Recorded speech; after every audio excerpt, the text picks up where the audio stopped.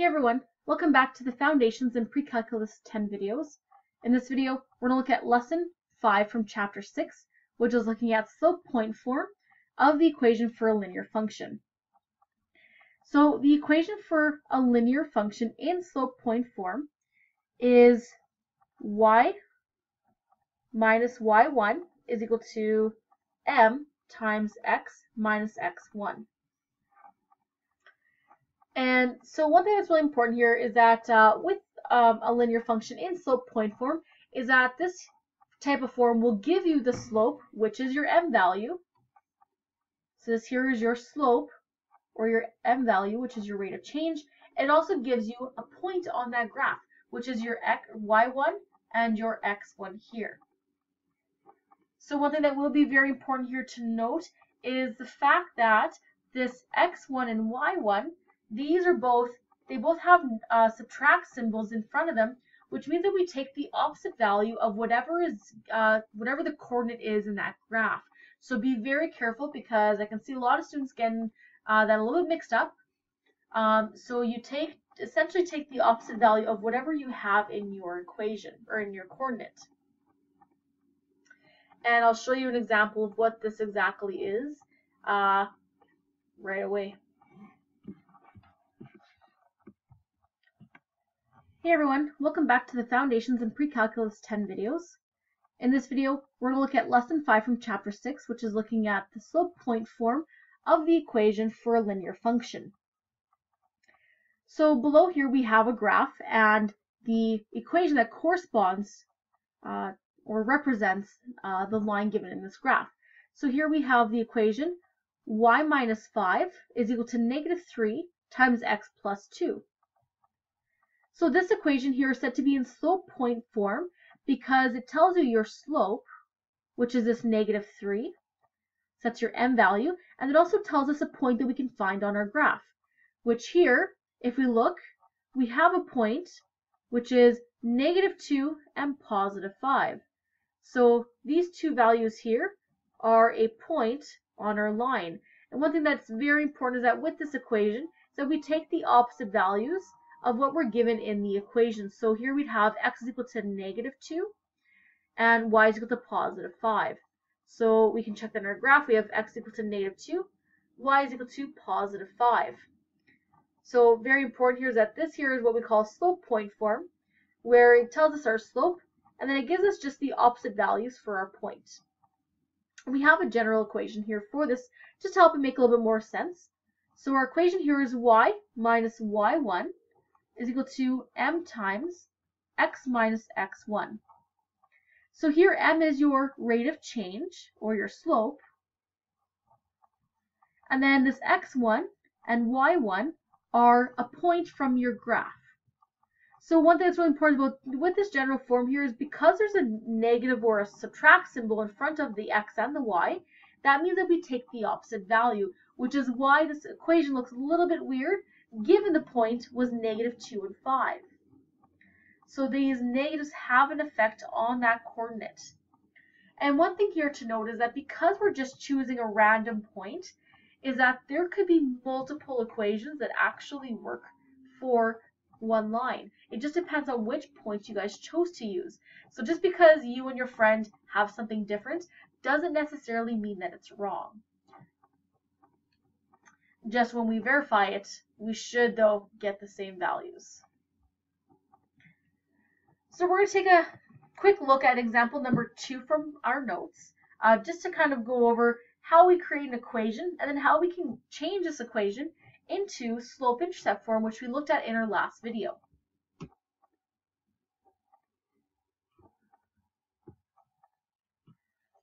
So in part A, here we're going to write an equation in slope point form for the line in the graph. So in order to write an equation in slope point form, our general equation here is y minus y1 is equal to m times x minus x1. So what we do is we need to have a point, we need to have a slope here as well. So first step here is we can choose a point, and this could be any of the 3 points here that are on the line, or even you could use other points that aren't highlighted there. Just make sure you might want to use ones that look like they're in kind of nice places so you don't have to worry about rounding. So maybe what I'll do is I kind of like to work with nice easy numbers. So if I could preferably work with numbers that are zeros, ones, or the really lower numbers, it's a little bit easier on my part, because if I had to do some simplifying, there's a little bit easier to work with those kinds of numbers rather than really large ones. So maybe in this case here, I might choose this middle coordinate here, which is 1 and 1. And then my second step here is that I need to find the slope, which is that m value. So this one here, you could either use your equation in terms of the m is equal to y2 minus y1 over x2 minus x1. But that is a lot of work, so if we're given some nice points on the graph, we can just calculate that slope just by looking at that rise over run. So here we can go from one coordinate to the next. So here we're dropping down 1, and then we're moving over 3. So we have a rise of 1 in the down direction, which means that's -1. And then we're going over 3 squares. So our rise over run will be -1 over 3. Then we can go ahead and put that into our equation. So we have y minus your y coordinate, which is the one here on the right. So you have y minus 1 equal to -1 over 3 times x minus that x coordinate, which here in this case is 1. So notice here how, because we have that subtract symbol, it changes the values of your x and y coordinates. So this here is your slope point form for the line. You could verify it by choosing a value from your graph and then plugging it in just to see if your left side equals your right side.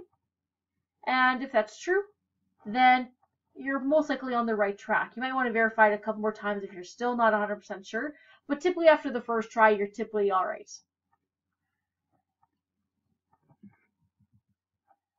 So moving on to part B here. Here we have to write the equation in part B, or in part A, sorry, into slope-intercept form. So if you guys remember slope-intercept form, that was the form y is equal to mx plus b.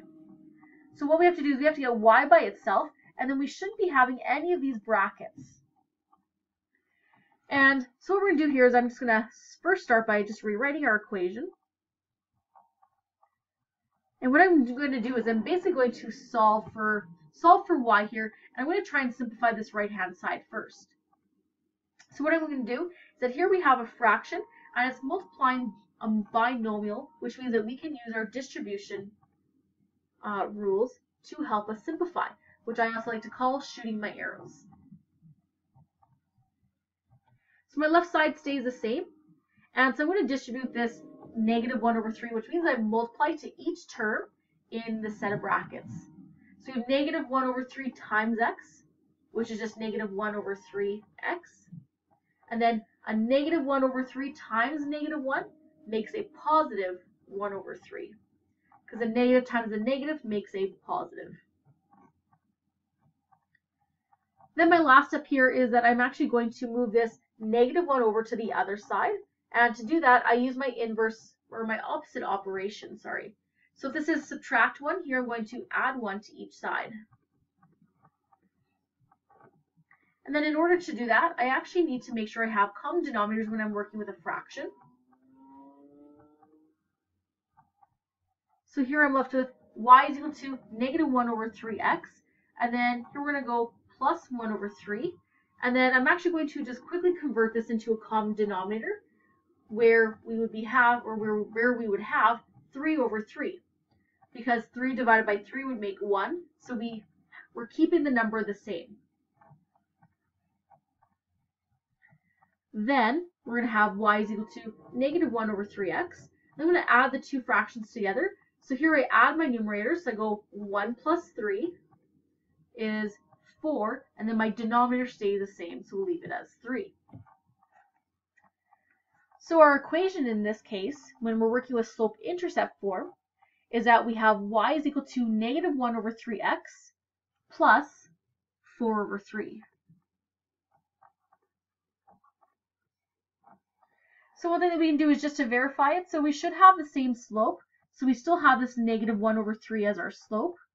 And then we can just check, is our y-intercept positive 4/3? And if I were to just erase this, just to clean it up just a little bit, we can see that our y-intercept is right here. And 4/3 is approximately equal to 1.33. So if you look, it is above 1, and it goes up just a little bit. So you can see that looks pretty accurate. You could, once again, test your equation by verifying it. So by choosing a point and plugging into your equation. But otherwise, this here would be how you find your slope-intercept form given our slope point form. So that is everything here for this video. So if you guys have any questions, make sure to come see me in class, or you can text me on Remind 101.